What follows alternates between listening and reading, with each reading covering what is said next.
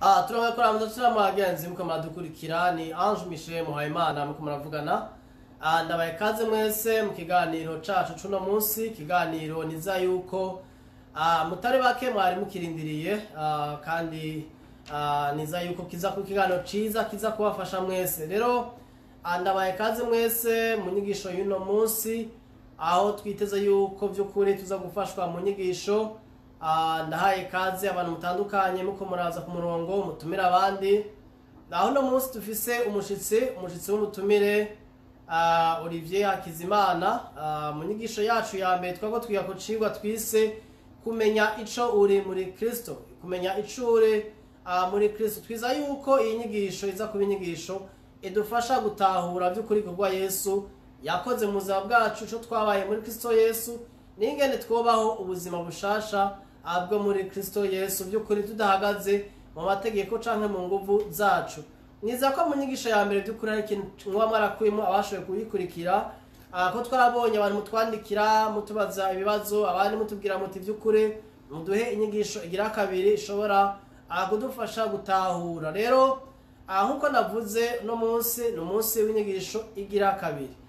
Imbere yuko umushitsi wacu ari wo Olivier Hakizimana ari mu gihugu ca Canada aza ku murongo, twagira by'ukuri tubasabe mwe muratumira abandi kugira ngo bashobore kuza nabo kumviriza inyigisho. Rero ndabaye kaze mwese, mwihangane gatonya anatanda yuko Olivier Hakizimana aza, ariko nagamenda nakuraje abantu mu nyigisho y'uno munsi bishobotse tubaza kwishura ibibazo kumbere mwamufise kuvyerekeye identite yanyu muri Kristo Yesu, kuvyerekeye ubutumwa bwiza twoba turiko turabapartaja. Rero turaza kubaha kaze gutanga umwanya w'ibibazo kugira ngo mushobore kubaza ibibazo. Olivier ariko araja ku murongo, rero nagira by'ukuri ndabahe kuhaje muze kubaza ibibazo. Ndizera ko Olivier unyumva. Ego ndakumva, wowe unyumva? Uranyumva? Ego ndakumva.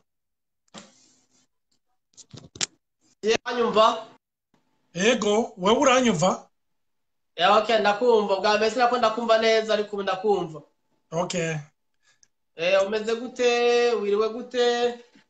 Turaho, turashima, twiriwe neza. Ndashimira Imana, twaronse umwanya, hariyo abana ba mukuru wanje twari kumwe, twagize akanya keza ku gukina, twagize akanya keza ku kuyaga, n'umwanya mwiza w'ijambo ry'Imana, kumedita ijambo ry'Imana. Nukuri twabaye mu bihe vyiza. Okay, nibaza yuko by'ukuri nkuko bivuze mwagize ibihe vyiza. Sinzi ndiza yuko abantu banyumva. Tuko turagerageza kugira video kugira iboneke neza, uko jewe ari ukuntu umengo ndakatika abantu bakambwira ngo simboneka neza. Ndiza yuko by'ukuri ubu abantu mumbona neza. Sinzi nanje ko bambona ko nkwiye. Jewe mbwa ndakubona wese, ndakubona kuva ku mutwe gushika kuri poitrine. Okay, c'est bien. Ibintu by'ubuhinga bw'ivyuma ariko usanga byagabanye video ya mbere twafashe byarafise ukuntu ntaboneka, wasanga mboneka amarori gusa. Rero mugabo no munsi umuntu wo mu buhinga bw'ivyuma yaje kudufasha, nawe nabitunganje neza. Imana ishimwe. Ego. Rero abantu bari ku murongo kaze mu nyigisho. Imbere yuko Olivier avuga aza ku murongo, navuze nti mu nyigisho ya mbere twaraganiriye na Olivier Hakizimana aragereza kudupartaja, kudusangiza ivyerekeye identite, ico umuntu yabaye muri Kristo Yesu, n'ingene iyo identite igira impact ku buzima bw'umuntu. Olivier yaragerageje kudusangiza twereka bimwe mu vyanditse mu gitabo ciwe, anagerageza kutwereka ibintu bimwe bimwe abantu tugerageza kwatasha na identite yacu n'ico turi. Aravuga ku matitre atandukanye: pastori, apotre, profete, docteur, canke CEO, canke directeur general, canke directeur de compte, n'ibintu bitandukanye. Byabaye by'ukuri ibintu byiza byadufashije kumenya yuko twebwe ico turi si ico dukora. Ico dukora gitandukanye n'icuri. Rero no munsi Olivier twashaka tugira muri style yo kuganira mu kuyaga. Rero kubana kadukurikira baribaza ati none byukuri iyo identité umuntu yayironse gute umuntu ayironka gute, kuko hari ushaka kuba kwarakurikira inyigisho ya kabiri batakurikiye iya mbere. Mu ncamake iyo uvuze ngo icyo twabaye muri Kristo Yesu, notre nouvelle identité en Christ, ubushatse kuvuga iki? Ubushatse kuvuga iki kugira ngo byukuri twumve hama kumbura ashaka ndaza gushinga intaye kumbure ingene namenye ico ndi muri Kristo n'ivyangombwa. Imana ishimwe. Ndiko ndavuga ibya identité mfatiye cyane cyane kuri ivyo yeje kuvuga aho abantu usanga bagerageza kwishushanya cyangwa kwiidentifia par rapport y'amatitre bafise, par rapport y'ubutunzi bafise, par rapport y'umuryango baturukamwo n'ibindi bitandukanye. No bigereranya n'ubuzima bwa Yosefu. Joseph tubona muri Bible turabona yuko hari Yosefu, novuga ngerageze kureza mu buzima bwa Yosefu ni histoire y'amakanzu. Turabona yuko se yamukunda gose, hama amwambika ikanzu, amushoneshereza ikanzu y'amabara menshi, amabara meza. Hama kwanza niyo kanzu turabona yuko yatumye bene se bamwanka cyane, bakumva yuko ari watonye kurusha abandi bana. Hama mu nyuma turabona yuko bene se bamubonye igihe se yarabarungitse ngo baje kumuraba, baramufashe bati Karosi araje, bamwaka bamukura ya kanzu. Hama mu nyuma baramugurisha, bamaze kumugurisha bamwambitse ikanzu novuga y'umugurano.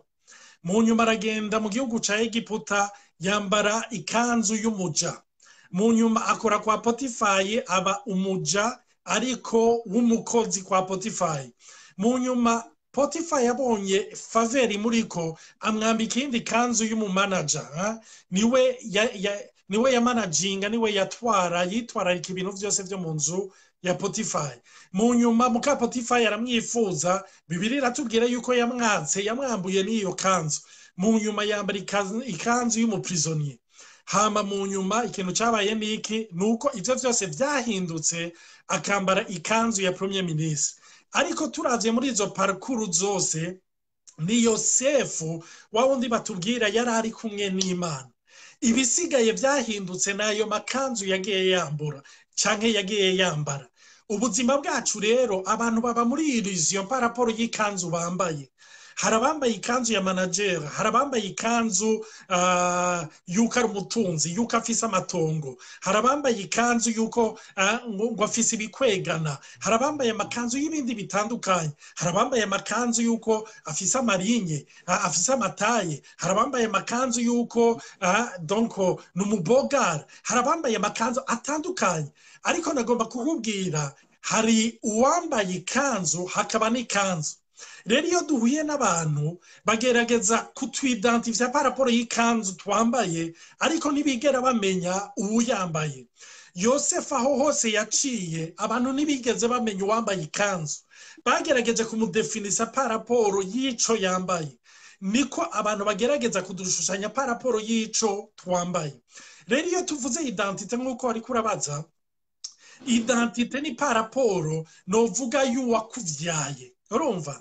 Donc iyo turiko turavuga identité mu buryo buboneka busanzwe, hariyo novuga ikintu c'amaselule, hariyo novuga iyo identité ukura ku bavyeyi kuko bakuvyaye. Ijambo ry'Imana naryo rikaca rivuga ko umuntu yakijijwe mu kigabane ca mbere c'ubutumwa bwiza bwa Yohani ngo abamwakiriye yabahaye ububasha bwo gucika abana b'Imana. Kandi Bibiliya ikacivuga ngo abo ngo ntibavyawe bihwanye n'ubugombe bw'umugabo. Urumva? Si imbuto z'umugabo, si serire z'umugabo, ariko bavyawe n'ubugombe bw'Imana, bavyawe n'Imana. Rero iyo turiko turavuga iyo identité, nagomba kubwira abantu bariko baranyumviriza, agakiza si ukwinjira mu idini. Agakiza si nahora nywa ubusi nkinywa, nahora nsambana ubusi nkisambana, nahora niba ubusi nciba. Oya, agakiza ni igihe wahuye n'umuntu yitwa Yesu umukiza, maze ubuzima bwawe bwa kera bugapfa, ugacika icaremwe gishasha, ukavyagwa na Yesu, ukaba muzima. Niho rero iyo identité iba nshasha. Mugabo rero iyo identité ibaye nshasha, ingora niba niki nuko dufise iyo identite nshasha twambaye amakanzu menshi dukikujwe n'abambaye amakanzu menshi hama selon ma circonstance tugerageza kwambara ayo makanzu tugerageza kwishushanya n'ayo makanzu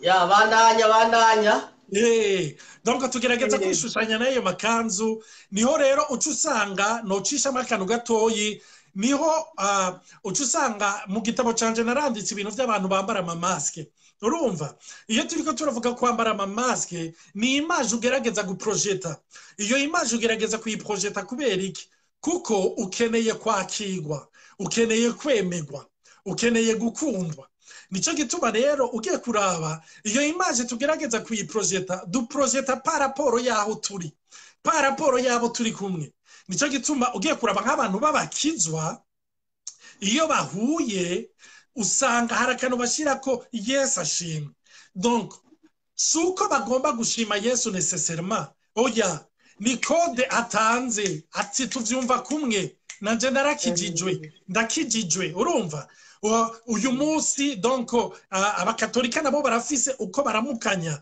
kumbure si Yesu ni Yezu kumbure si umwami n'umukama urumva donc bose baragira amakode umuntu akoresha ndibuka kera nkija mwirigara twari dufise akirizo chance zige akira urumva naho yari amakode dukoresha kugira dushobore kwakirwa kugira dushobore kwemegwa donc nico gituma rero uca usanga tubayeho ubuzima à la longue ntukimenya uburiwe kuko a force yuko ugomba kwemegwa wambara amamaske menshi hama at the end of the day ukavuga uti none qui suis-je réellement donc uri caremwe gisha ariko ntiwigeze uronka umwanya wo kudekuva ico caremwe gisha ico kiri kubera uri muri business y'ukwemegwa y'ukwakirwa y'ugukundwa ntiwatahuye yuko muri wewe ukikujwe n'urukundo rwose uzokenera mu buzima bwawe ariko wiruka wamurondera uduporsiyo duto Yesu ndibuka igihe amaze gupfa mu nyuma hari abagore ngo bagiye kumva yiwe maze abamarayika barabiyereka baca bababwira kubera iki murondera umuzima mu bapfuye donc hari abantu barondera identite urukundo mu byapfuye mu bidahaza Yesu ari we wenyene ashobora kugukombla réellement nico gituma rero kumenya identite ni ikintu ciza cyane ni vyiza kukimenya kuko iyo ukimenya Michel uraruhuka la fois passée warancishirijemo gato sinzi ko nobandanya cyane no kureka ukaduha iyo ntahe peut-être nkaca ndobondisa kuri yo oya bandanya maze ntahe ko navuze byinshi ari byo ntibuka urumva la fois passée waracishijemo uriko uravuga ikintu ca performance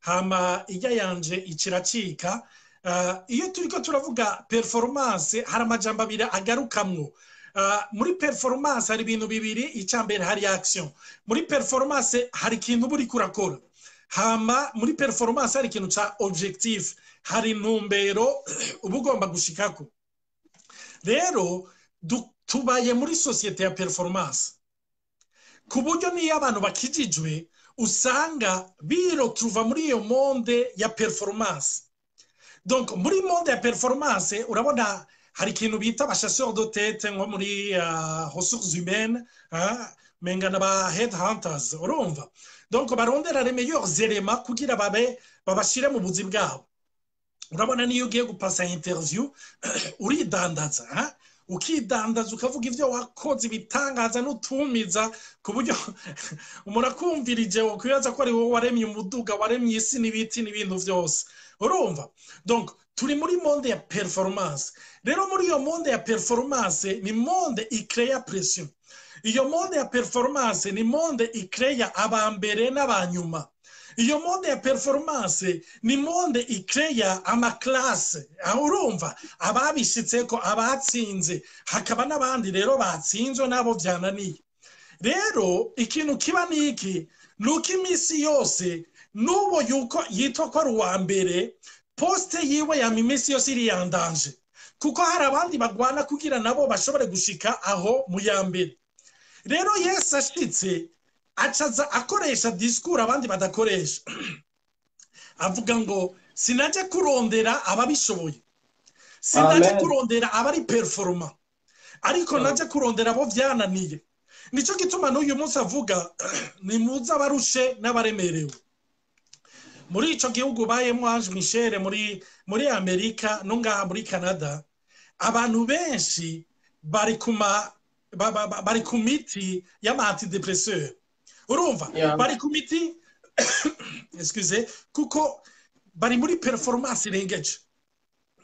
Chaque weekend umuntu namye soma article ivuga yuko ama arrêt cardiaque menshi aba durant le weekend.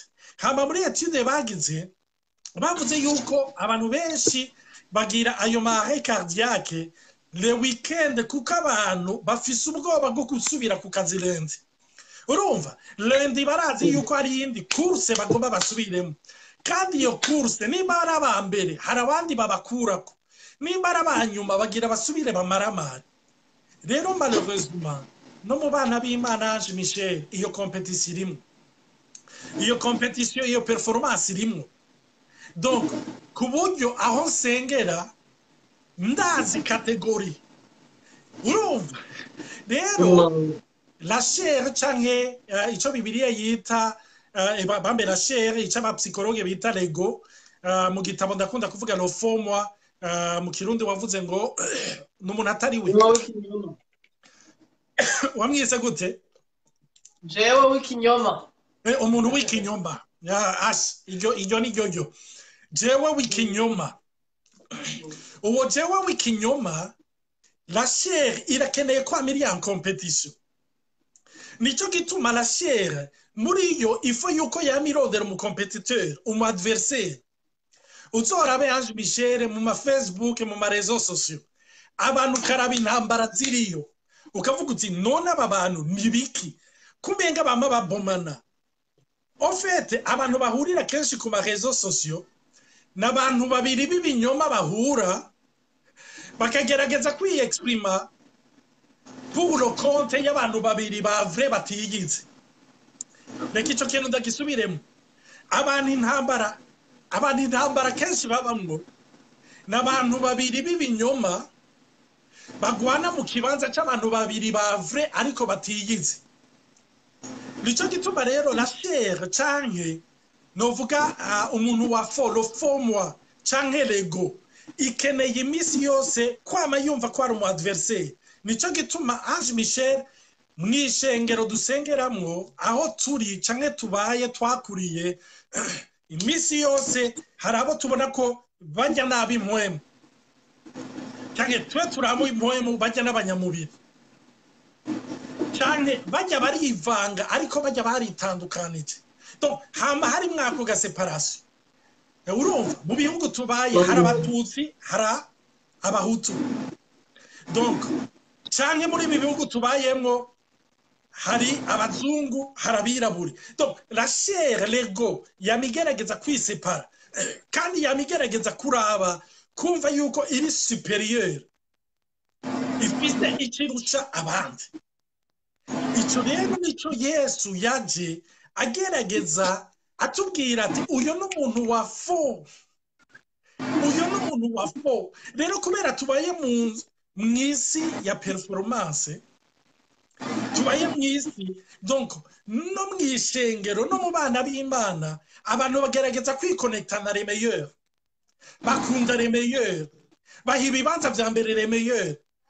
Hama rero nawe iyo uzi yuko utari meilleur, ico cukora niki? Uca wambara masque, wambara masque ukabereka yuko nawe uri meilleur, ugatangura kubabwira amaveyo warayemo, ugatangura kubakanga ubabwira kwisonzesha. Hari umuntu yambajije ati Olivier ati mbe uragwanya kwisonzesha? Oya, nagomba kubabwira kwisonzesha biri mu ijambo ry'Imana. Paulo aravuga ko yisonzesheje, ariko ndiko ndavuga ibyo nagiye ndavuga vyose ari gusoma Bibiliya ari kumenya imirongo myinshi. Ndiko mvuga quelle est la motivation qui est derrière. C'est ukiri ngaho kubyo kwisonzesha reka mbere naje mwongerezamo iciyumviro gatonya ku byo uravuga ko nabibayemo cyane. Urazi ko twahuye mu mwaka w'ibihumbi 2005 ugumisha ikorane muri Univama hano nasengera. Yego.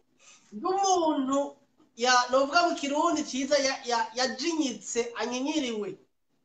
Umukizwa abihiwe ibintu byose ndabirabira kure. Urumva abandi bajane bako baratamba batazira Imana je n'abandi seriye mpagaze ko n'ubumengo ndi mu mpemu cyane abandi n'abanyamubiri cyane.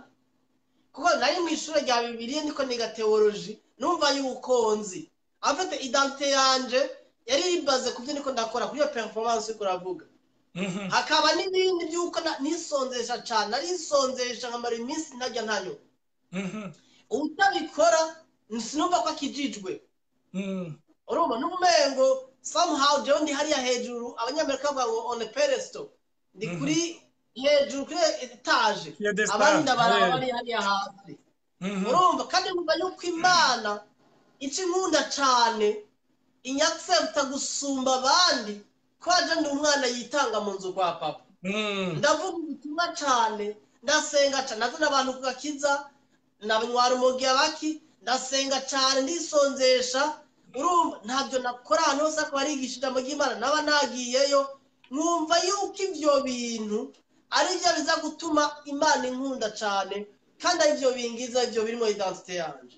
Ariko ndashima Umwami Yesu byantwaye imyaka 8 imyaka 9 gutyo hoye. Mu mwaka wa 2008 mpura n'umuntu aranyigisha nako ndanamu interpreta wana shaka ntayanjura yiza ko kubandi kumure batabizi mu bibazo kubera iki yanzu Michel passionné n'ibintu kuvuga identité ubuntu bw'Imana. Mu mwaka wa 2008 mpura n'umuntu umunyamerika ndiko ndamwe interpreta hano yo karigisha mu ishengero rimwe Bujumbura. Wanashaka ni jewe ntibari batumiye je ku interpreta kuko babwiye undi muntu ku interpreta hanyuma barananirana mu byizego. Uwo mu interpreta agaguma avuga teka sindavyemeye acabwa ati jewe ndondera undi mu interpreta mugo mu pasteur umwe muri iryo shengero avuga ati ibintu yigisha hari umuntu igaze kumva ariko aravuga by'akagakiza nkuze atakaza agakiza par exemple.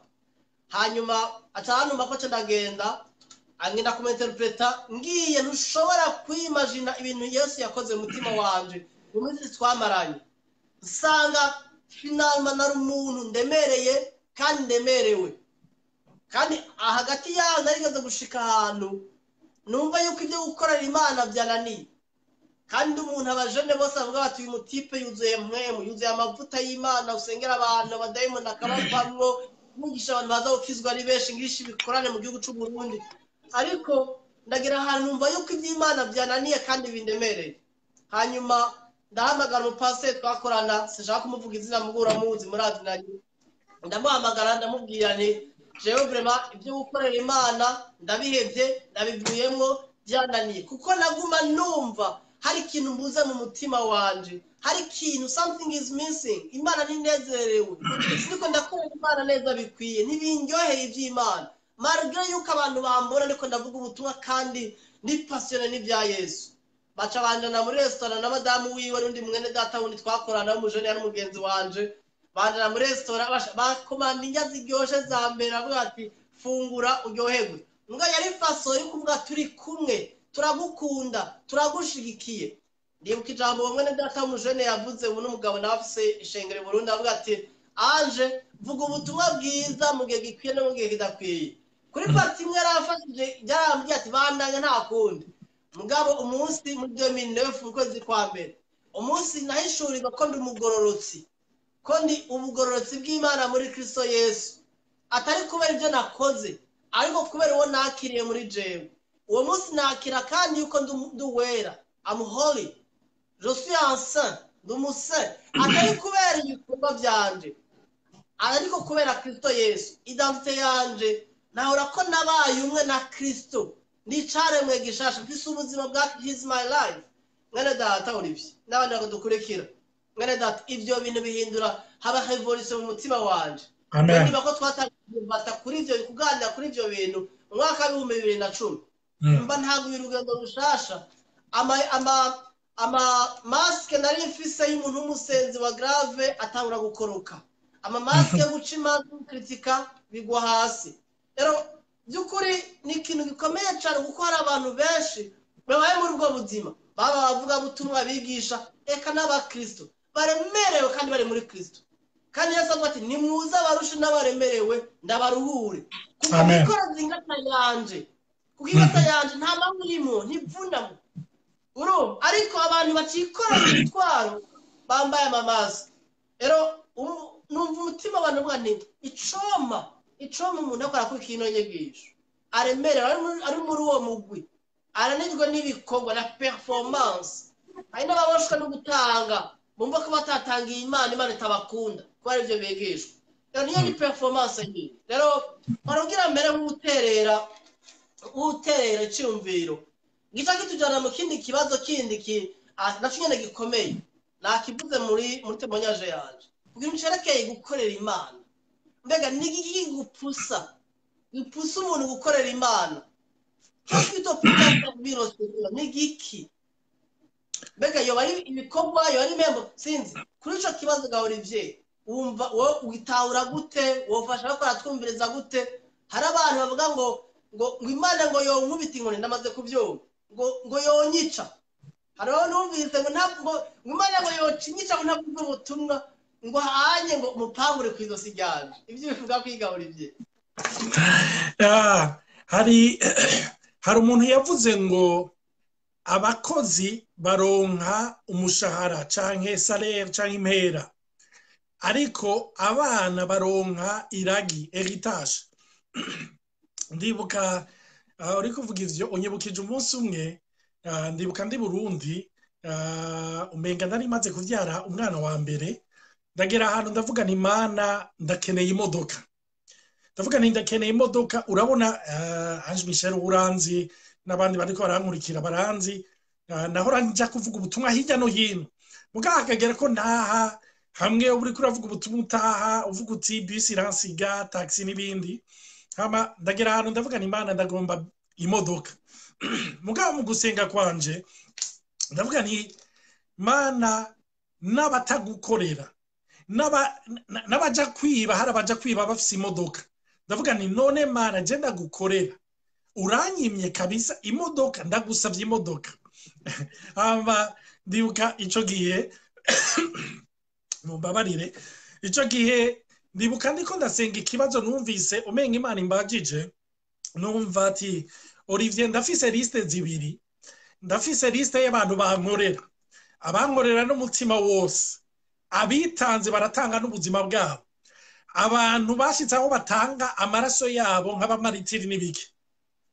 kuri iyo liste y'abankorera Olivier ntuza mu bambere ariko mfise n'iyindi liste y'abana banje kandi kuri iyo liste y'abana banje umwana wese wanje n'uwa mbere kuri iyo liste none ndaguha imodoka nk'umukozi wanje canke nk'umwana wanje ico gihe ndavuga niyo ntiwibagire n'iyo liste y'abakozi ni nukonsidera iyo liste y'abana urumva donc uriko urabaza kuri ico kibazo gukorera Imana burya iyo utaramenya identite yawe hariyo ibintu bibiri bikuyobora ariko iyo umaze kumenya identite yawe hari ikintu kimwe kikuyobora donc ivyo bintu bibiri bikuyobora mbega nibihe icambere hariyo ubwoba kubera kutamenya identite yawe ofete wamutinya kuperda nico gituma Yesu yavuze ugomba kunkurikira niyihebe nareke ofete umuntu yamenye identite yiwe ntagifise ubwoba bwica perda hari abantu benshi Ange Michel mu bikorwa vy'Imana bafise ibintu vyinshi bariko baraproteja nico gituma usanga bakara nico gituma usanga bagerageza bari mu ngwano hirya no hino kuko bafise ivyo baproteja ariko iyo watahuye hari umuntu yigeze kuvuga ijambo nakunze yavuze ngo nize kubaho ibiganza vyanje vyuguruye ngo komsa ngo Imana idepose ivyigomvye kandi gakuramo n'ivyigonziye bitarinze bimbabaza intoki kuko nagwanye ngo ndabigumane nagomba kukubwira wewe uri kuranyumva niba uri puse n'ubwoba ubwoba bwo guperda ubwoba erega hari abantu bavuga bati ntamukoreye ndibuka aka n'akarorero nkunda gutanga karamartse haraheze nk'imyaka ndibaza nka 14 15 nagiye kuraba umudamu w'umugenzi twiganye yarakijije turiko turavugana mbona meze nabi ararushe yarameretse umutwe gose hama acarambwira ngo Olivier ngo ngira nje muri korali hama ndamubwira nti none madamu ni warongeye yuko umerewe nabi wumva yuko uri kuramereka umutwe acarambwira ati ego ngira nje muri korali kameme naho numva merewe nabi reka mfe kujayo n'ivyanka ndapfuma njyama mu ntebe ndavuga none ni woguma ngaho ukabandikira ukababwira ko bidakunda hama cambwira ngo none ngume ngaha hamwe Imana nayo yoca inyicira abana urumva iyi mashine Ange Michel uwo mudamu aja muri korale kugira Imana ntimutwara abana hari abantu rero bakorera Imana kuko batinya ivy'Imana batwara donc aratinya ngo noca ngira impanuka cyangwa Imana yonteza ibintu vyanje bigahera yonteza hari abantu bafise ubwoba umve tanke ugifise ico utinya guperda nuko utaratahura kwicuri heyerma ataco bashobora kugutwara Yesu yaravuze umunsi umwe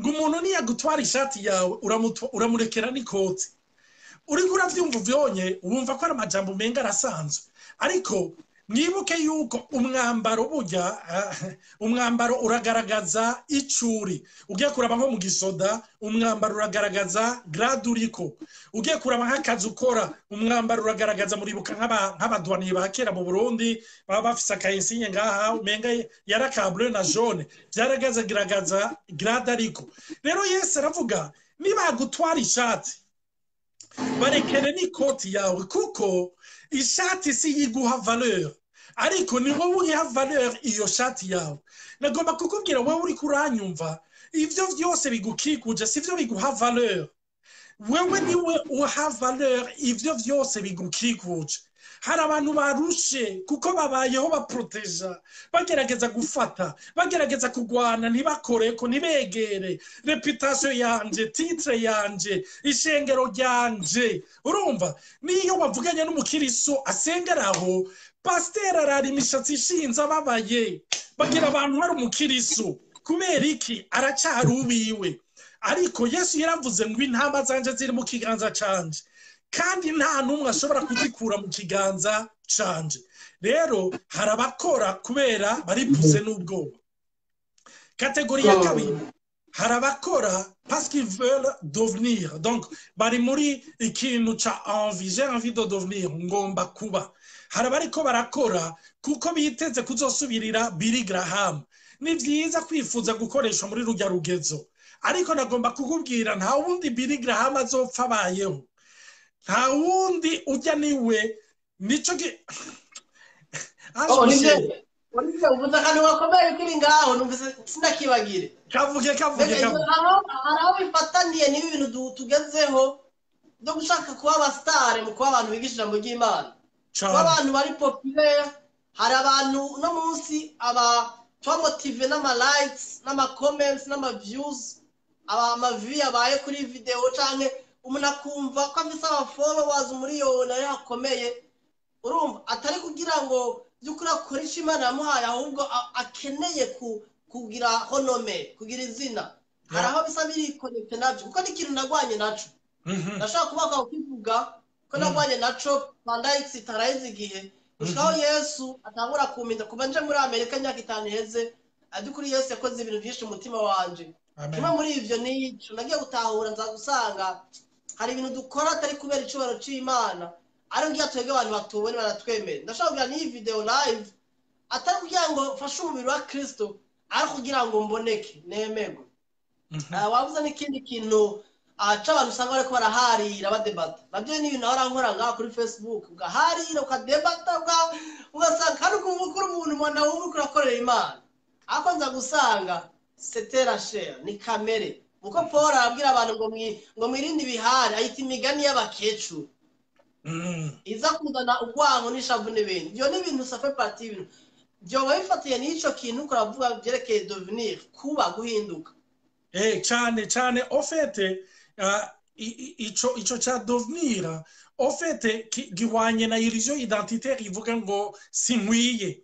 Donc kugira mbe umuntu yuzuye, je ne suis pas complet, kugira mbe umuntu ari complet il faut yuko ndonka ikintu x y z, soit kugira mbe umuntu akwiye, tuvuge nk'abajene bageze kurongora, hari igihe yumva yuko ngo il cherche sa moitié cyangwa il cherche sa moitié, ndakeneye igice canje ninamuronka ndaba umuntu yuzuye.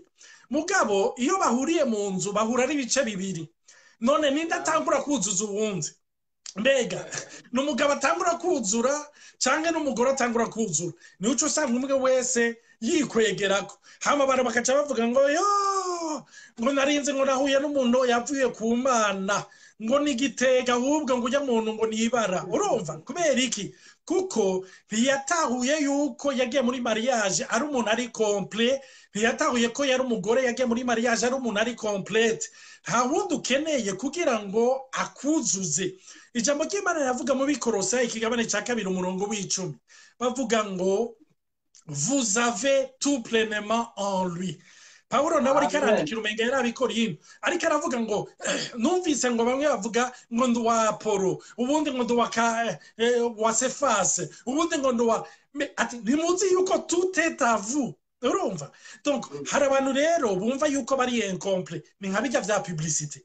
Publicité irashobora kukwereka nk'amavuta y'ukwisiga, ikakwereka ngo Ange Michel, ego nivyo uri umukozi w'Imana mwiza, ariko woronka aya mavuta ukayisiga, wowe mubogare vrai, bakaca berekana muri publicité inzobe nyinshi. Notangira inzobe. Ucugira inzobe, urumva amaso agaseruka neza, ugaca ubwo bwana tugaca tubona neza, ukaba umuntu wa grave. Urumva? Donc umuntu rero kuko ataratahura yuko umuntu yuzura, mu Kirundi baravuga ngo tunengeserezwa no kumubamwo. Iyo utaratahura yuko unengeserezwa no kumubamwo, imisi yose wamukenera. Nico gituma wavuze ibintu vy'ama like. Iyo ngize video habona yagize nk'ama like 100, ndumva yuko umenga hari ikintu kimbabaje sindavyumva, candaba n'abarayikinze, haca mbona Ashe kubera ikatarayikinze, kandi ujya mu tipe arangwanya abantu, ujya mu tipe arabona yuko ndiko ndaronka ama 6, ahubwo ujya mu tipe hari ukugena umenga n'amayide yanje ariko arayatwara, agomba kuba populaire. Mugabe ico ntazi nuko ivyonye c'est la chair iriko irarefreshisa, c'est pas le vrai moi, c'est la chair, c'est l'ego. Iyo wamaze kuidentifia ko ari l'ego, ari la chair iriko iravyiyumvira, c'est là où tu commences à être libre, ni utangura kuba umuntu yidegembya. Donc hari ubumva yuko badakwiye, akeneye like, akeneye ko baapplaudisa. Urumva? Ubundi nawe akumva yuko yoba umuntu yuzuye yanditse ibitabo, ifo ko nandika ibitabo. Mbega nanditse igitabo, canumva yuko nanje nageze mu rwego rudasanzwe. Ariko ni nandika igitabo, Ange Michel nawe aca sohora ikindi. Foko sohora icya kabiri kugira ngire ico ndushije Ange Michel. Gishobora kuba igitabo, gishobora kuba CD, ishobora kuba YouTube channel, ishobora kuba eglise, ishobora kuba abamambre, ishobora kuba n'ibintu vyinshi. Donc icya kabiri gituma abantu bakorera Imana nuko bari muri illusion identitaire, bumva yuko badakwiye, donc bakeneye ikindi kiza kugira baba abantu buzuye. Nico gituma ndagwe nka exemple isanzwe comme dukijijwe tuvuga monde tubayemo. Nigeze kuyaga n'umujene asengera ahantu yari mu barongozi muri eglise, acarambwira ati Olivier anyereka ikaye. Anyereka ikaye arambwira ati Olivier iyi kaye irashobora kumbuza ijuru. Ndatwenga ndavuga ni ikaye yo kubuza ijuru gute? Arambwira ati iyi kaye irimwo amaraporo y'ivyo bansaba kuri eglise gukora. Ati mugabire iyi kaye yuzuye amaraporo ya fake, kuko ifo ko mbwira pastor canke komite pastorale abantu nashikanye ku gakiza. Rero iyo nama numva abandi batanze raporo y'abashitse ku gakiza, jewe nkumva yuko bitabaye. Ejo camvuga yuko nashikanye ku gakiza bane, kugira nanje muri komite aho turi bakoma amashi batari karakora. aya mashi mwene data arisha abantu. Yesu yaravuze ati tuzokora ahubwo uzukinyegeze kugira so wo mwijoro bari bo wenyene azagushimira. Mbe urazi Ange Michel amajambo yose yavuze Yesu naho umenga mwamwe aragoye ayavuga pour notre bien no kugira du protéger. Iyo wamaze kuja mu kaboregwe kugushimwa ça ne s'arrête jamais. Kandi bicrée abapsychologue baravuga bicrée dopamine muri wewe. No kuvuga l'hormone du plaisir. Muri wewe tu en veux plus. Ukenera vyinshi. No kuvuga ejo rero cancreya yuko nashikaye kugakiza batanu. Ejo Ange Michel ni bakubaza mbeshengero rya wiringana gutse. Hari ubundi yambwiye umukozi w'Imana nabo bajije ni beko daherutse kurungika amafoto donc ya eglise yawe. Cyambwira ngo rikasha ngo hajya ndungika iyo babaye benshi. Urumva ngo haje bake sindayarungika. Urumva donc turi muri iyo monde c'est malheureux. Turabivuga dutwenga ariko c'est très malheureux. Abantu tubayeho par rapport y'amasa turaba. Kandi bidiko ndavuga hari abantu baca bumva bati uri vyari karaponda ishengera abakozi b'Imana. Ndiko ndivuga nanje nivyo nagiye ndacamo n'uyu munsi nivyo nkigwana navyo. N'uyu munsi nivyo amaso Imana inyugurura. Urumva donc nico kintu ndibuka ngeze ngaha muraza abantu babiburaya hari gihe ushika ugasanga diplome niyo bayemeye ma experience ya ugatangura presque à zero. Urumva ariko rero skife yuko iyo muya n'abantu tutangiye kuvugana hari gihe ukora he ukavuga ukora bakumva nakazi yego karabaye n'umutipa avuye muri Afrika niki hari karata casohora ko ndumu écrivain. Iyo karata ndayisohoye ko ndumu écrivain ndabona batangiye guhindukira. Igitabo cyawe kiri ninaragipublic kiri kuri Amazon. Ngo igitabo cyawe kiri kuri Amazon. Ngo yasikimwe ni bibiri. Haca mbona ningene bamvugisha birahindutse. Urumva ikibe icyo jamba ndiko ndakoresha niki ni rofomu abari karavuga nabo muri bo utahindukira gatangura kumvugisha neza niki ni rofomu. Abantu rero barashobora kubaho tukaja guhamba umuntu bakavuga ngo uyu yapfuye afise imyaka 50 ariko reyema yabaye imyaka itarenga 2 kuko ahandi yabayeho aboshwe na rofomu. Rero ikintu kiba ni iki ca gatatu iyo wamenye identite yawe ivyo ukora vyose ntubikoreshwa n'ubwoba bwo gutinya inkoni y'Imana, ntubikoreshwa na envie. Umunsi umwe hari umugabo yari kagerageza gupusa indogoba yiwe kugira igende hama mu nyuma abona biranse aragerageza arakubita inkoni babona biranse. Sinzi umuntu yamuhaye ubwenge aravuga ati nushire agati imbere y'amatwi yayo hagati y'amatwi hama wakroshe ko ikaroti ati komsa iyo iyo ndogoba niyaja kurya ikaroti iravansa uko ija kurya ikaroti iravansa.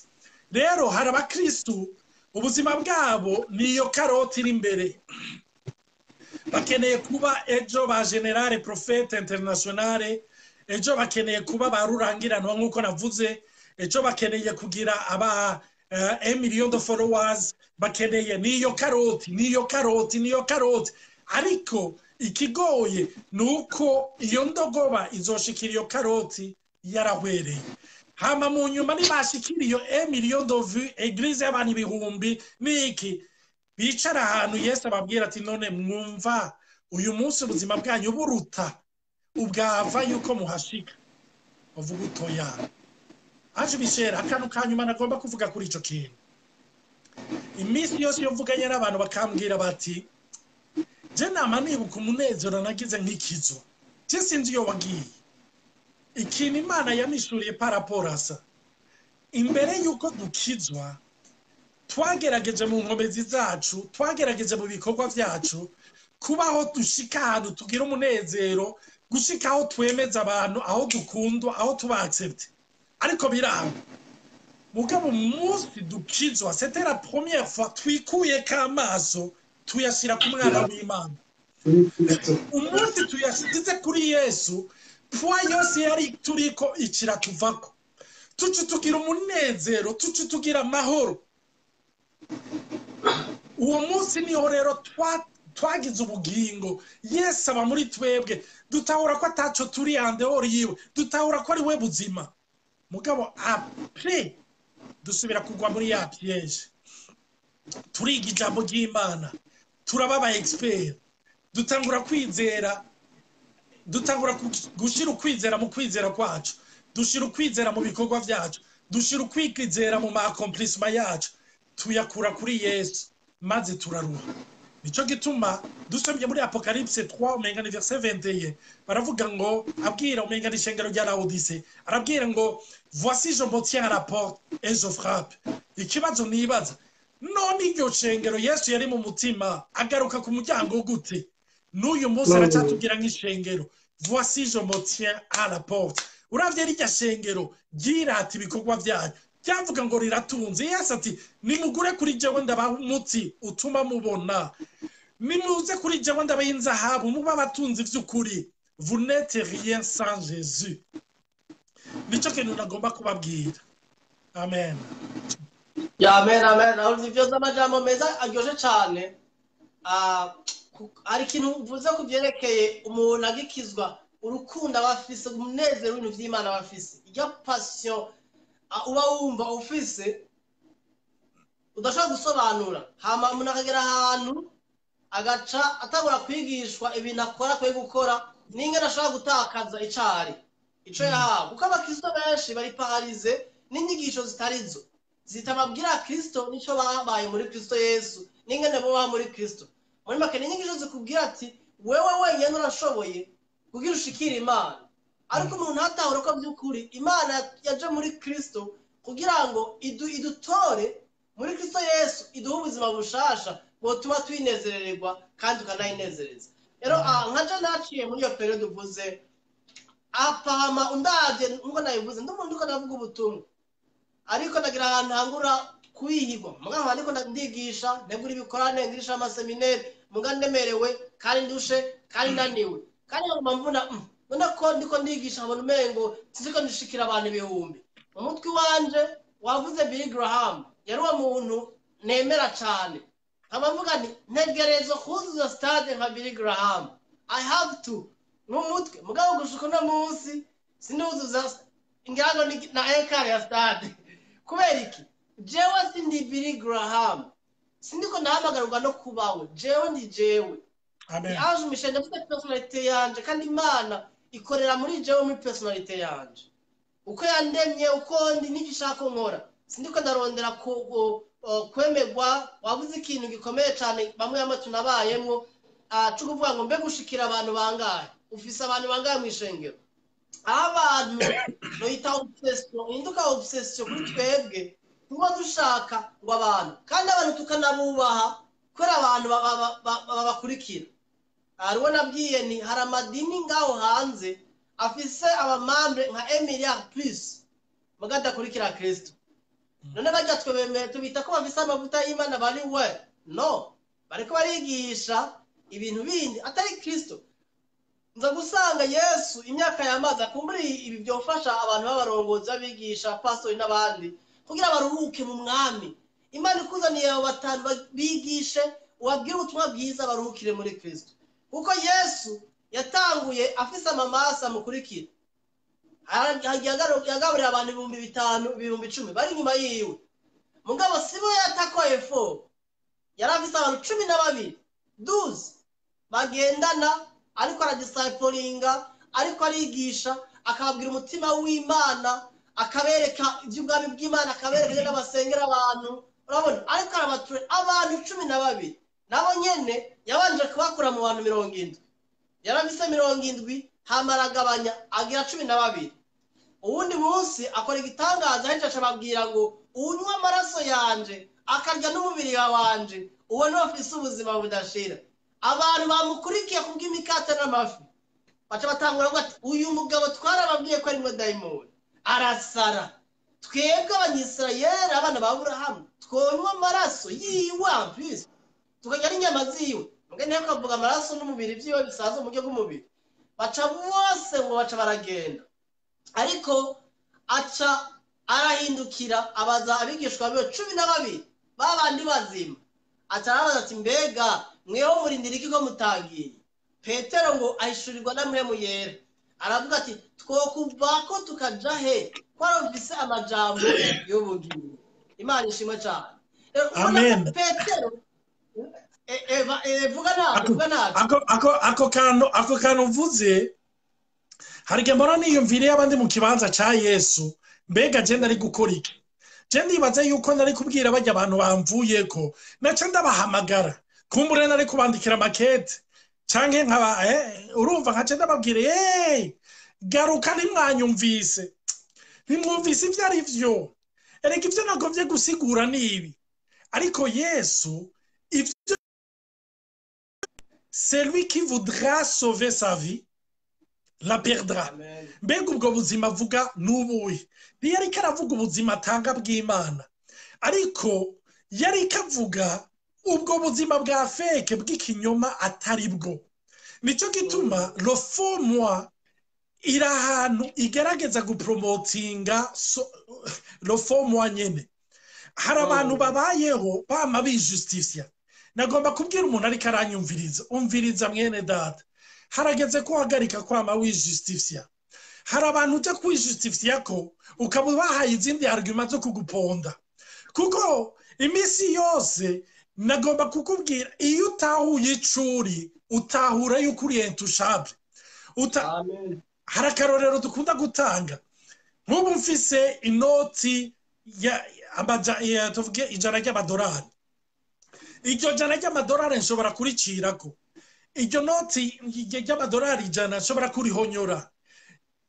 pe importe ico nkorera iyo noti ntitakaza agaciro kuko iyo noti agaciro kayo ntikadepanda n'ukwisa ntikadepanda n'uko imeze kadepanda na banki centrale yayisohoye agaciro kawe ntikadepanda n'abo ufise bagukikuje n'abavuga ko bagukunda umunsi umwe nigeze kuba ndi kumwe n'umuntu arambwira atangura kumbwira ngo Olivier ngo naciye ahantu ngo numva bariko baravuga ingene bagukunda ngo bana ngo bariko baragushingira inahe hama mu nyuma bona nta reaction nimwe acarambwira ngo none Olivier ngo kumenga ntaco bikubwiye ndamubwira ni mu buzima nize habaho indirimbo zibiri gusa habaho indirimbo ya Hozana inyuma ya Hozana hama haza nabambwe nabambwe donc nico gituma peu importe icyo abantu bakubwira ton identité ntidepanda n'ico bakuvugako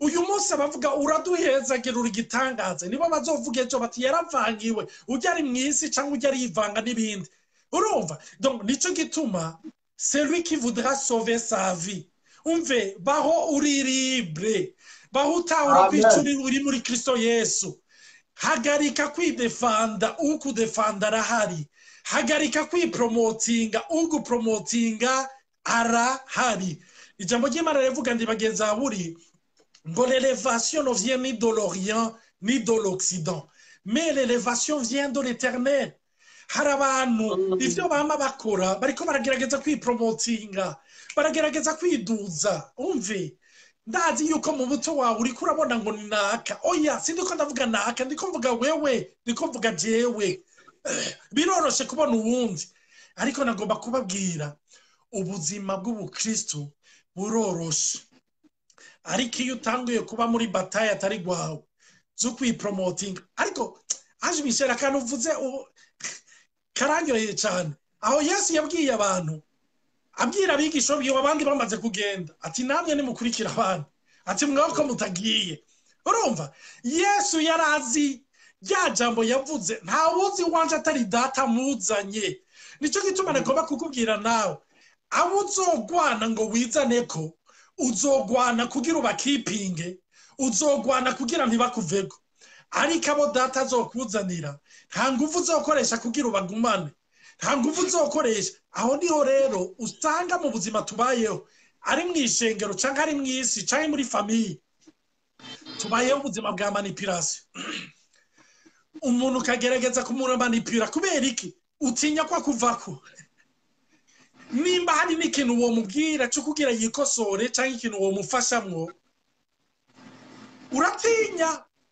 uratinya ariko ukaca wihutira kuja kumuvuga mu bandi ntiwigeze umwegera ngo umubwire uti mwene data iki kintu kumbure nije ntagitahura canke kimeze uku canke mbona atari ciza ariko ukaca ugenda ariko abakizo murazi yuko turi foro muri iyo domaine tuje dutanga umutwaro ugaha umutwaro igihugu cose nyene umutwaro utamubwiye urumva donc kubera iki kuko uratinya guperda haramamitse utinya guperda sindiko ndavuga kuja gukritika sindiko ndavuga kubita abantu ingumu n'ibindi ndiko ndavuga kugendera mu rukundo nico nagomba kongera ko mon frère. Amen, amen. Urakoze cyane kubera ivyo ni ibintu twese tugwana navyo personnellement na genda ni ibintu nagenda ngwana navyo n'ubu rimwe na rimwe ngwana navyo kubera haje wumva ndongo ishengero ngaha muri mu gisagara ca Dallas muri Texas ndiko ndatangura fellowship nshasha hari gihe ubastresse n'abantu bakubaza mbega ufise abantu bangahe mbega mugeze ku bantu bangahe urumva abantu kwera mu mutwe wabo bishizemwo ko ikigaragaza ko umuntu yahamagawe n'Imana ko afise abantu 1000 canke 1010 ugasanga nawe urashatse kwisikura abantu bamwe bamikana kabashamo pression bavuze ibintu by'abantu bavuga ngo yaranyivye abantu ngwana abantu natahuye nta muntu wacu numwe hari abantu n'ab'Imana people belong to God n'ab'Imana jewe ndi w'Imana ko na Paulo avuga ngo muri ab'Imana ko na Kristo n'uwanyu muri mu Mana rero iyo tutahuye yuko abantu ari ab'Imana nta stress ishobora kuhaba ngo Ange Michel babone harayigisha ngo bagiye kwa Olivier ngo baprefera Olivier cyane cyangwa ngo baprefera sinzi undi muntu oya n'ab'Imana iyo tutahuye ko two dukorera ubwami hari umwami nose ko dukorera umwami umwe papa wacu atari n'umwami gusa n'umupapa wacu tubitahuye uraruhuka Imana ishatse gushikira abantu 5 bumwizigi wabo muri abo 5 ishatse gushikira 1000 it's okay mugabo umuntu agaragaze kugwana no kubastresse no kumva umuntu akwiye mego ikintu ubuze ko twakiriye kunengesera muri Kristo Yesu niko ijambo ry'Imana ritubwira muri Colossiens chapitre 2 verset 10 rero turakwiye muri Kristo turi accomplished turakwiye muri Kristo no byukuri avuze amajambo meza ibintu byo kwisigura kwijistifya kugwana kwigwanira Imana ibitwambure kuko navyo biri baze muri identité kare kugira ngo tudobe turangiza ikiganiro cacu Olivier hariho invision iri ehone abantu tugira ku Mana ugasanga Imana tuyiza ukutariko tuyivuga utariko tuyita ukutariko hari ikintu jewe naho ransenga kera muganda gisenga nkasenga ngo data buja Imana ukayita data buja data wo mu buja muri esclavage muri mbaki ugasanga umuntu abona Imana nk'umukoresha nk'umupolisi mbega byo wabiri connect navyo na incomprehension identité umuntu aba afise kubyerekeye ico Imana yamugize muri Kristo ico nico cukibwa kwiki. Amen.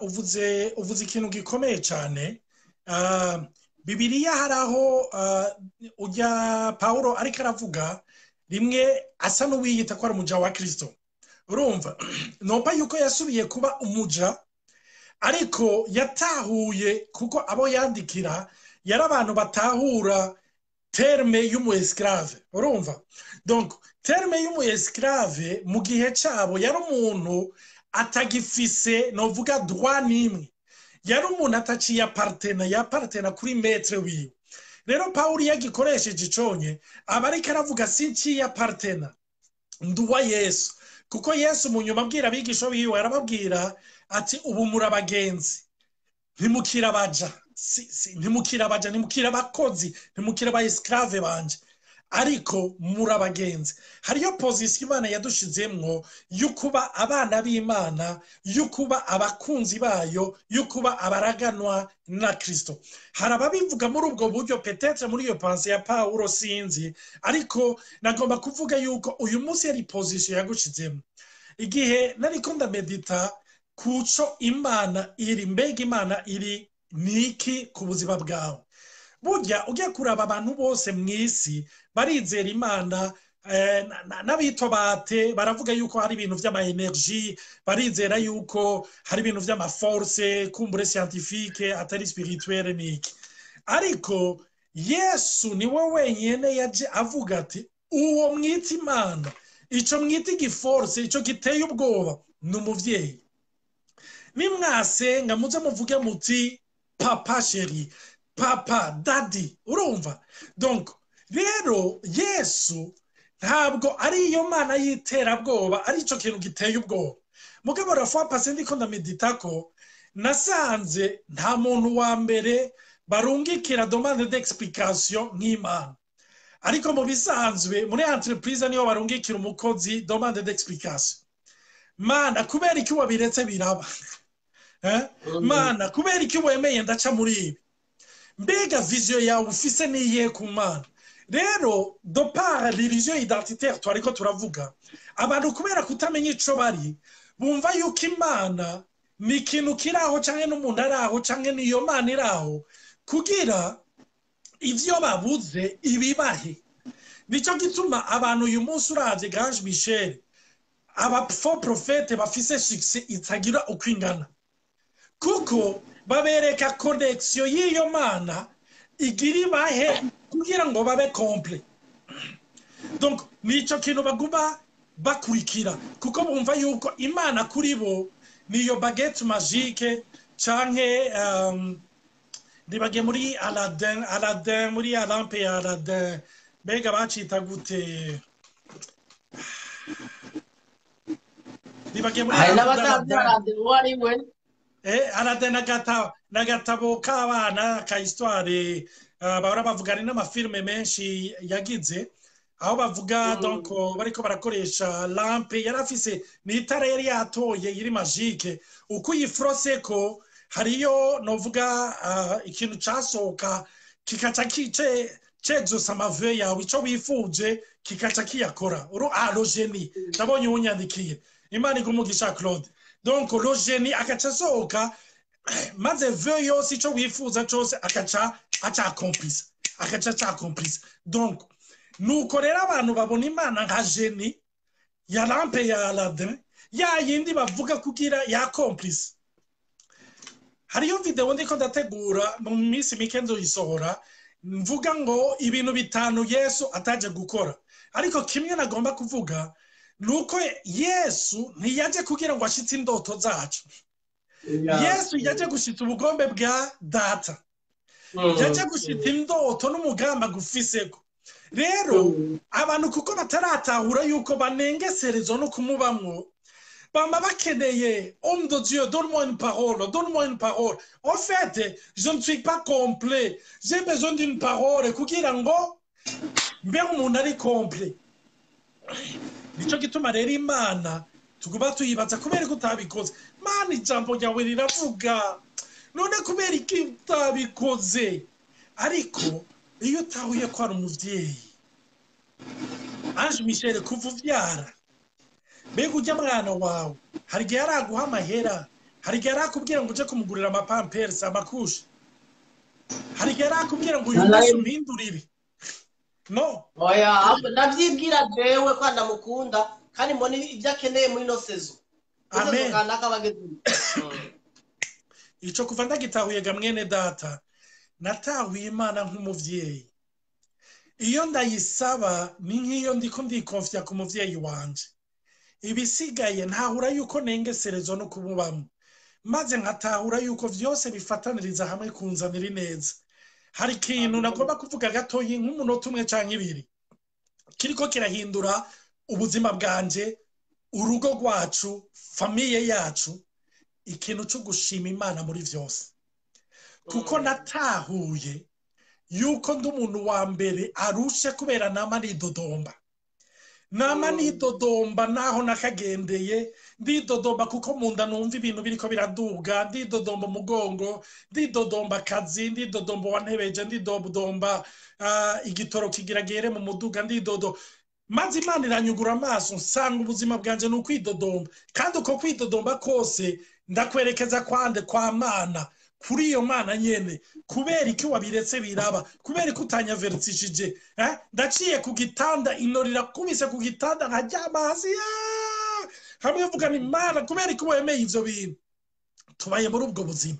Kuva ntahuye ico kintu mba mwishimwe byose. Ijambo ry'Imana riravuga rendez grâce à Dieu en toutes choses. Muyishime muri byose. Ahandi nabo bakajavuga mu Efeso rendez grâce pour toutes choses no mu bintu byose si ukuvuga ko imana ari yindungikira ivyo vyago n'ibiki oya no muri ivyo nyene no kuri ivyo nyene ndayishimira kuko natahuye ni data ubuzima bwanje buri mu kiganza ciwe ntacyo mfise nkiproteja ntacyo mfise ngomba gushikako umve Ange Michel icyo ugomba kuba nkoresheje ikinye ucumenga ni volonté yawe icyo uhamagariwe kuba sesa icyo uhamagariwe kuba cyose uramaze kukiba deje umeze nk'urubuto umeze nk'urubuto urubuto niyo utabonye amabranche arimo iyo utabonye amababi arimo iyo utabonye ivyamwa birimo nico jewe nawe turi ahasigaye avec le temps imana igendera bimanifeste nico gituma iyo utekanye mbega imana niki no muvyeyi mbega imana niki uko ari niko ndi mu bwoko bw'imana nico gituma munyemerere ncishe makakana kumva umuntu yanka uwundi ngo numwirabure ngo numuzungu ngo numuhutu ngo numututsi urumva ujya se umunyafrika cyangwa ujya n'umwarabu cyangwa ujya se uw'imuhemu cyangwa ujya yaratahuye ubuntu cyangwa ujya ntarabutahura cyangwa ujya n'umuntu y'edini akabimuhora ntaratahura ubwoko avamo ntaratahura ko ari cyaremwe gisha ntaratahura yuko uyu munsi nature uremwemwo ni nature yita urukundo nico gituma chaque fois ufise umuntu ufitaniye beef nawe hari ico mupfa wama wumva umerewe nabi kubera nature yawe ni nature y'Imana y'urukundo niyo yakuremyemo rero Imana sumujare ngaho washikane ivyo vyose wifuza kugerako Imana no muvyeyi agomba kuguhingura hari abantu usanga niyo bariko barasenga ico kintu Imana yarakintahuje kiramezagira numva Imana irambwiye ati Olivier waruzi yuko ntitwararitse guhindura ivyo urimo jo nitwararitse ni wewe cyando ngigicapo ca Shadrake Meshake na Abednego ntiyababujije kuja mu muriro ariko yakoreye kuri bo umuriro ntiwabagira ko yefe nico gituma gutahura identite yawe Imana iraguhingura maze umuriro n'amazi ntibikurengere kuko watahuye icuri ibigukikuje nta efe bikikugifiseko reka ndagisubiremo Imana nigomba guhindura umuriro ugukikuje igomba kugutahuza ubwoko uvamo igomba kugutahuza natirugiremwemo igomba kugutahuza ico wagizwe kugira utahure ku muriro ata force gifise nico gituma hari abantu bavuga bati ibyo ndimwo ntibirahinduka ariko ubuzima bwanje bwuzuye umunezero nico gituma Bibiliya ivuga amahoro arutuka umuntu wese yoyamenya n'amahoro ari surnaturel atadepanda ko aronse imodoka nshasha inzu nshasha amahera n'ibindi c'est ça.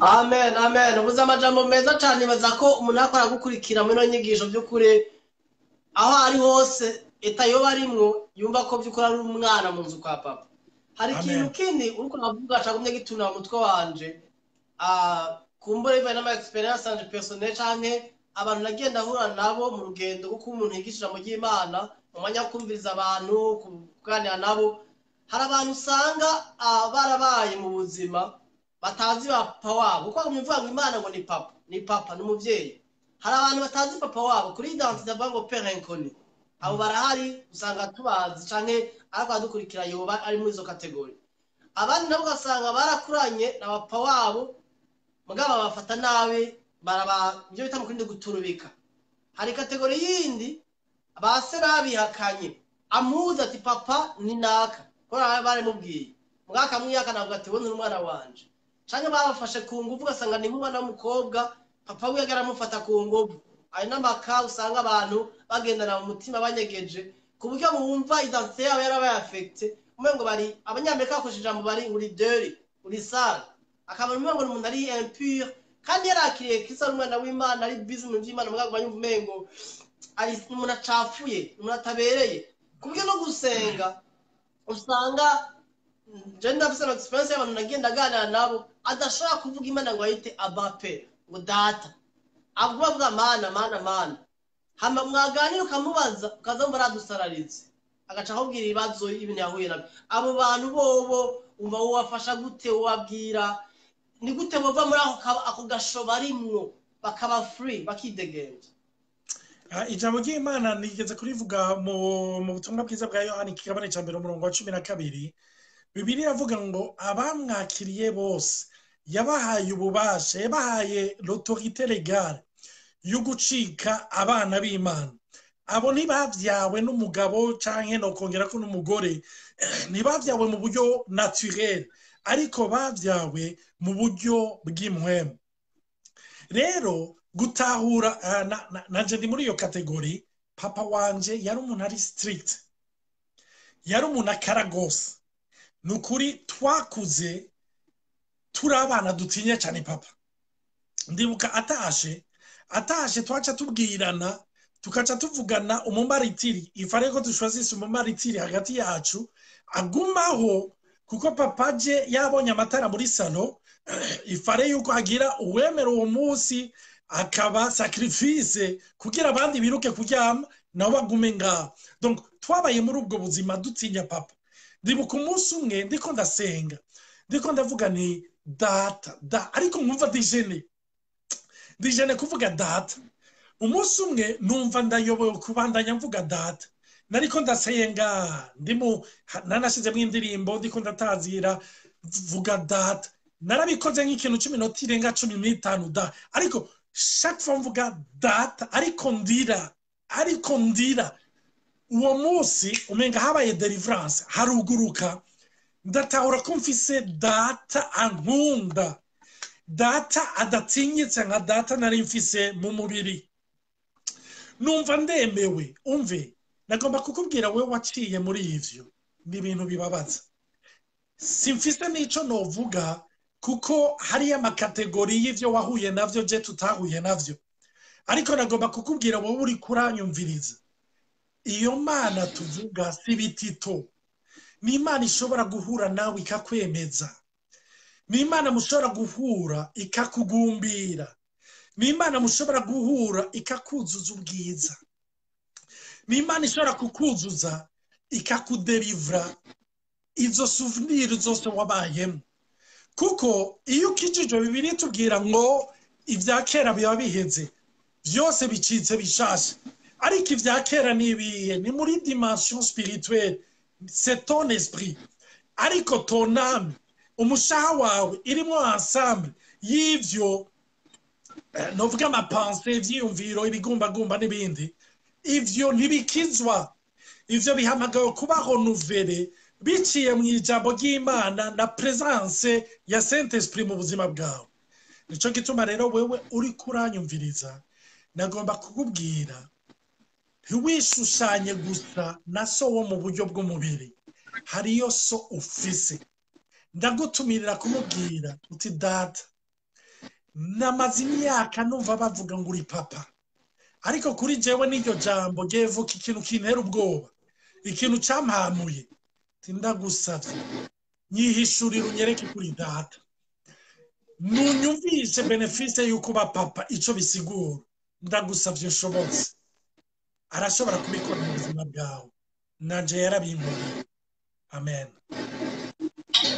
urakoze cyane Olivier kubera amajambo uvuze n'amajambo meza abantu benshi baraca mu buzima nk'ubu ugasanga bafise abavyeyi bakaraye n'abadagira ba papa wabo bakarose papa n'umuntu mwiza mugasanga afise umumama ashobora ikoko ugasanga ageze muri relation n'Imana biramwafexe ubivuze neza uti ni papa wawe genda umubwire navyo kunanira kumubwira uti papa kwatura Imana ngo ni data nakoraje nabaye mu bintu nk'ivyo gatonya usanga yarakuza ko nyina abavyeyi mu buryo butari bwiza abavyeyi bakara canke babanje kwihakana ibintu nk'ivyo nko muri kayanje ugaza gusanga Imana kumva umengo ni papa ankunda atandaba zero performance atandaba kwera ibintu nakoze urumva byarangora kuko abavyeyi bacu abapapa nk'abapapa bakara usanga bagukunda ko yakoze neza, ugasanga umubyeyi afashe nk'abana batatu mu ishure,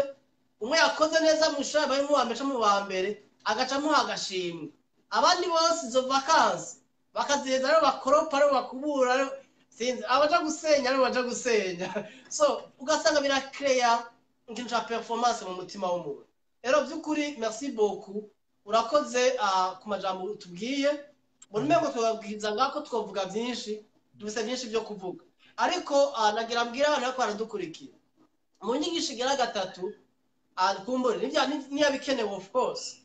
Nibaza ko abantu bafise ibibazo nitwobeza ubunyene, abafise ibibazo mubyandike kuri video, niko twasavye muri video ya mbere, mubyandike ahantu mu commentaire, mubyandike ko komsa nitwabona bihari nka bitatu canke bine twenda bizogaruka dimanche, turabakozi banyu, turabaserviteur banyu, tuzogaruka dimanche hama umwanya wo kwishura ibibazo bitandukanye by'abantu muba mwagize ibibazo. Hanyuma nizera ko Olivier uzobandanya uri disponible, jewe shaka kubandanya ngira ibiganiro nk'ibi, uribona ko uwaye wa mbere mpamagaye kugira ikiganiro, ngiye kubandanya ndondera n'abandi bantu by'ukuri nzi bafite umutima wo kugisha ubutumwa bwiza bw'ubwami n'ubuntu bw'Imana, atari abantu bakarondera izina canke success yabo, ariko abantu bashaka gufasha umubiri wa Kristo. Ndabazana ngaho kugira ngo bene data bafashwe, abantu bakore mu bwami. Rero sinzi ko by'ukuri ari ikintu ufise cyane wovuga, haba mu nyuma ndashaka ndagusaba usengere bene data ku kino nyigisho kumbure kugira ngo Umwami Yesu abahishurire identité yabo kandi baho ubuzima bw'ukuri buguwe neza muri Kristo buruhuze. Amen. Imana ishimwe. Nagomba kurangiza ndakwibutsa wowe uri kuranyumviriza, ntabwo uri ico ufise mu buryo bw'umubiri, mu buryo bufadika. Ndabibutsa yuko iyo confusion ihera mu bwana, aho umwana atangura kwidentifia na jouet afise, atangura kwidentifia n'agapupe akinisha, atangura kwidentifia n'ivyo afise biboneka. Nagomba kukubwira rero wowe uri kuranyumviriza, ntabwo uri ico ufise kuko ico ufise wame wibuka hari uwundi azoba afise ikiruta ico ufise, kandi imisi yose iyo wikonfia muco ufise wamana ubwoba yuko uzokwakwa ico ufise. Identite yawe rero irarengeye ico ufise, nimba ari bien materiel niba ari bien immateriel. Hari abantu rero bumbiye kuco bafise, bumiye kuri condition physique. Twigeze guhura n'umuntu yagize accident aranyunyuka mumbabarira yarakankoze, aranyunyuka mu nyuma ikintu cabaye niki, yumva yuko yopfa kuko ubuzima bwiwe ntiyumva yuko yobaho ari paralyze. Donc n'umuntu yabayeho yumva yuko yishushanya par rapport y'ivyo ufise. Nimba widentifia na beauté physique ufise, hazokwama hariyo umuhungu mwiza akuruta, hazokwama hariyo umukobwa mwiza akuruta. Imisi yose uzogira agahere mu maso, wumve ntiwoja mu bantu, wumve yuko umerewe nabi. Ivyo ndabizi, narakuranye ibihere mu maso, sinobabwira ibara ryari ryaraguye mu buzima bwanje. Donc urumva, donc ugasanga harabaye muri ubwo buzima. Ikindi naco ntukidentifie n'ico ukora. Hari abantu bidentifia n'ico bakora. Jewe ndi general manager, je ndi directeur general, canke je ndi president wa association, canke je ndi pasteur, ubundi ndi reverend pasteur, ubundi ndi apotre des nations, n'ibindi bitandukanye. Nagomba kukubwira ngo iyo titre yawe ntabwo ariyo idefinisa ico uri. Titre yawe ni uti wahawe kugira ngo igufashe kwempacta par rapport y'igikorwa Imana yaguhamagariye gukora. Nico gituma iyo bariko baravuga ingabire Imana yahaye ishengero, bamwe bageze kuba abungere, abandi intumwa, abandi bavuga butumwa n'ibindi, Bibiliya ivuga ni ingabire yahaye ishengero. None ikibazo nagomba kukubaza, nimba hari ingabire umuntu ahabwa, ntiyumva ko hari ingabire hakaba n'uwihabwa? Nico gituma nagomba kukubwira ntukidentifie na don ufise. Hari abantu bidentifia na don, abantu bazi kuvuga. Narigeze kwidentifia na don, nari nzi ko nzi kuvuga, ndashika ahantu ndaba ahantu nkavuga, ukabona abantu ntibakogwako, ntangura kwibaza, ntahura yuko ico nshoboye cyose n'ubuntu bw'Imana bukinshobotse. Ico mvuze abantu bakacakira n'ubuntu bw'Imana, vyose bigaruka ku Mana. Ico uri rero kirengeye ico ukora, ico uri kirengeye ico ufise. Ntukiyidantifiye na rimwe imisi yose kuco ukora no kuco ufise.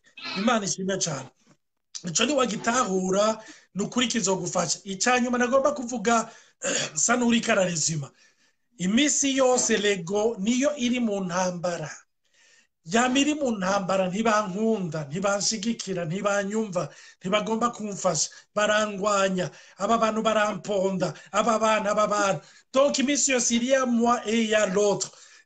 Wumva yuko uri mu ntambara, nagomba kukubwira tuza, ruhuka.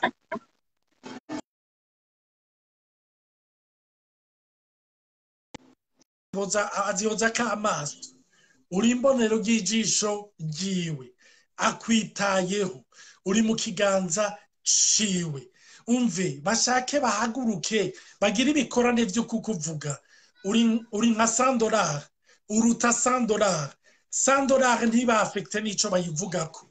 Ico uri ntikiba affecte n'ico bakuvugako. Umve, na $100 n'uwayikunze cane, nticihinduka $120, iguma ari $100. Abantu bagukunde, abantu bakwanye, uri muri Kristo Yesu ntacongerako. Nico kintu nagomba kubabwira rero mwe muriko muranyumviriza uyu munsi ubeho. Umve, maze iminsi ngira ama video kuri teme. Uranyumva? Ndakumva.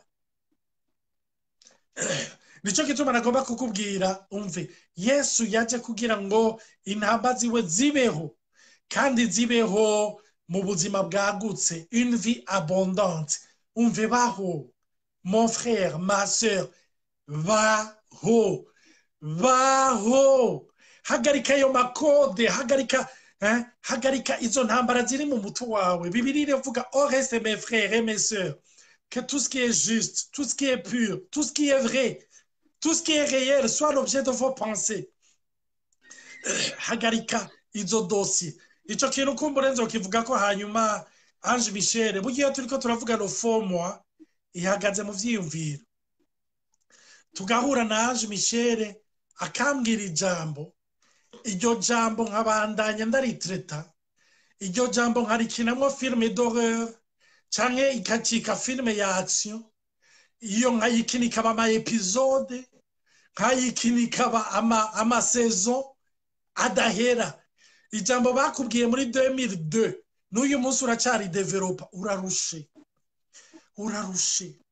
Umwana arakuyambira n'umwumva, n'intoki ziwe ntuzumva, kubera uracari concentre ku ijambo bakubwiye, uracari concentre ku nkuru bakuvuzeko, uracari concentre ku itike baguhaye, uracari concentre ntuzi ingene uzoriha facture, bikakubuza kubaho. Ivyo nzobivuga ko vy'ivyiyumviro. Imana ibahezagire rero nk'uko umukozi w'Imana yasavye. Ndangiza nsenga. Olivier, urakoze cyane mwaje. Ndagize ikibazo sinako ndakumva neza. Sinako ndakumva, sinzi ikibazo cahabaye kuri telefone. Uranyumva? Ariko reka ndagusabe mu kurangiza ndagushimira ubwa mbere kubona washoboye kubana natwe ukaganira natwe ukatwigisha ijambo ry'Imana. Nizera yuko by'ukuri dimanche prochain umuntu yanditse nabonye message avuga ati video ya gatatu irakenewe. Reka twitege ibibazo bizoshobora kubazwa na bene data batandukanye, bashobora kubagiza ibibazo, hanyuma dimanche kurikira tubonye bikenewe tugira video yindi yo kugira ngo twishure ibibazo, hama kumbe undi munsi nzogutumira kugira ngo tuvuge indi teme itandukanye. Rero kandi gusabe usenge bene data kugira by'ukuri Umwami Yesu abeshuri. Amen. Imana ishimwe cyane. Nari nsomye muri commentaire mwene data Karine Faith avuze ati ikintu cyatumye akizwa nuko yakozwe ko n'iryo jambo Imana kwa babaje, kandi hariyo papa amwumva. Nukuri Imana yahabwa icubahiro. Hariyo papa, hariyo umuvyeyi atandukanye na papa wo mw'isi, atandukanye na papa wo kumva ari we wese, arakumva akwitayeho. Data nongeye kugushimira kubw'iyo occasion n'iyo opportunité yo kuvuga ubuntu bwawe, yo kuvuga icyo abantu bari. Mana ndakwereka abarushe n'abaremerewe bose bazokumviriza iyi video, ubahe kuva muri illusion y'ico batari, ubahe kugwanira Mana kuruhuka kwama bagwanira no gupromoting ico batari, ubahe kuruhuka kwama baproteja ico batari, ubahe Mana kuruhuka kwinvestisa kuco batari, ubahe kuguruka amaso no gutahura ico bari muri Kristo Yesu, ubahe kuguruka amaso y'umutima batahure yuko bemewe kuko bari muri Kristo, bakunzwe kuko bari muri Kristo. Mana ndasaba ngo mpwemu wawe agendere umutima w'umuntu wese yakomeretse kubera pase yiwe, yabaye aho yiremeka ibintu byinshi abirekura uyu munsi, yongere Mana kumenya kuri umwami n'umukiza w'ubuzima bwiwe. Mana ndasaba ngo uvure imitima y'abarusha, ndasaba ngo uruhure abaremerewe, ndasaba ngo uvugane n'abo bakumbuye kukumva basubire kumva ijwi ryawe, kandi bongere uhezagire mwene data Ange Michel, ijambo atanga, iyi nyota afise yo gufasha abantu hirya no hino, rukuru umwugurira imiryango, agukorere ivy'agaheta. Icubahiro kibi cawe data, ni mw'izina rya Yesu ndabisaba, amen. Amen, amen. Urakoze cyane Olivier, tunashimiye abantu batandukanye mwari ku murongo maduko muradukurikira.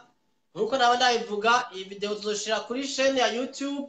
Akumure wayitangu iri hagati canke igiri here, washaka kwisanga kuri YouTube ako no kuri page yanje canke kwa Olivier Hakizimana, ushaka kwisangaho kugira ngo ushobore kuyumviriza yose, ndazi kuzofashwa. Rero murakoze cyane, mugira umunsi mwiza wo muherereye. Mwibuke yuko muri abantu b'agaciro kubera Kristo Yesu ari mu mitima yanyu, mwarahezagiwe. Bye bye Olivier. Amen, merci mon frère, Imana igumugisha, Imana ibahezagire mwese, bye bye. Bye bye. Tuje kuraba